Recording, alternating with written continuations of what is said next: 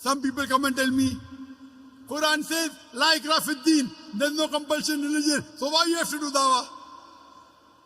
Again, they're quoting out of context.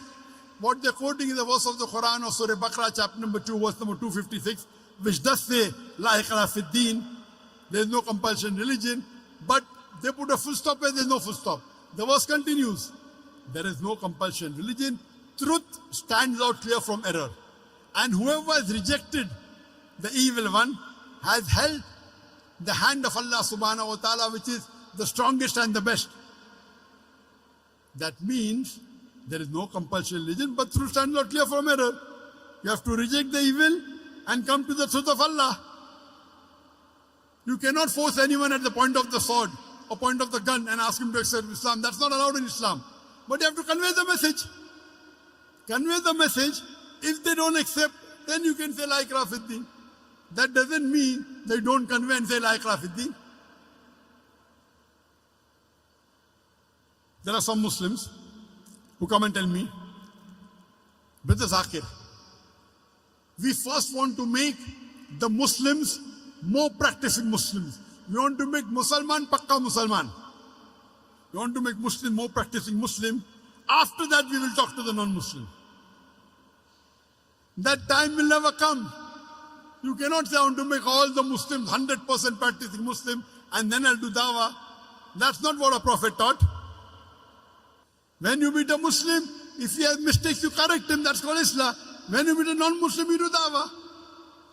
In the Hajjatul Wida, in the farewell pilgrimage, Hajjatul Wida, in the talk, the khutbah, the Prophet asked the people, did I deliver the message to you, to the Sahabas? There were 124,000 Sahabas. And all of them said, yes, Beshak, you have delivered the message.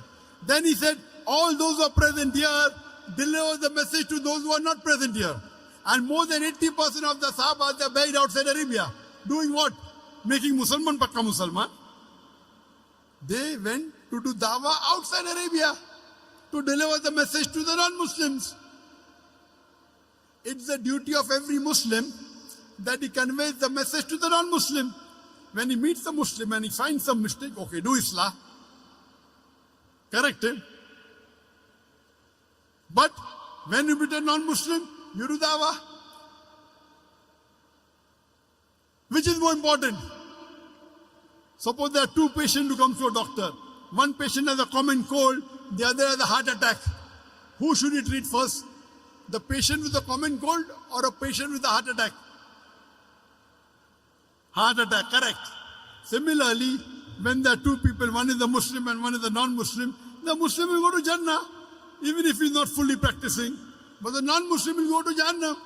First you have to cater to the non-Muslim. Therefore, in the question and answer session, we first give opportunity for the non-Muslim to ask questions. First treat the patient with heart attack. The person with common cold will not die.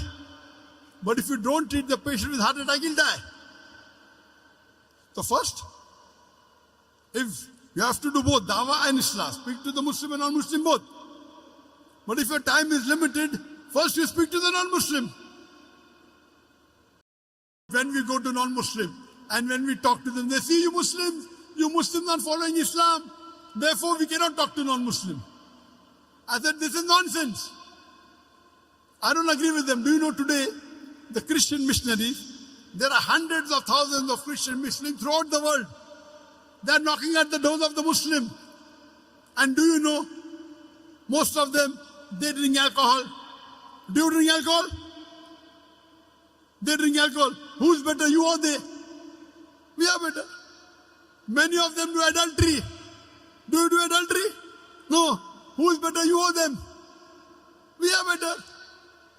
With all the drawbacks, drinking alcohol, doing adultery, doing flirting, yet they are converting thousands of people to Christianity. Why are you afraid? You are only giving excuse for not doing the job. You know why? Doing dawah to a non-Muslim is more difficult. To a Muslim, even if he doesn't like it, he won't retaliate. The non-Muslim will retaliate. So you want the easy way out. Only giving excuses.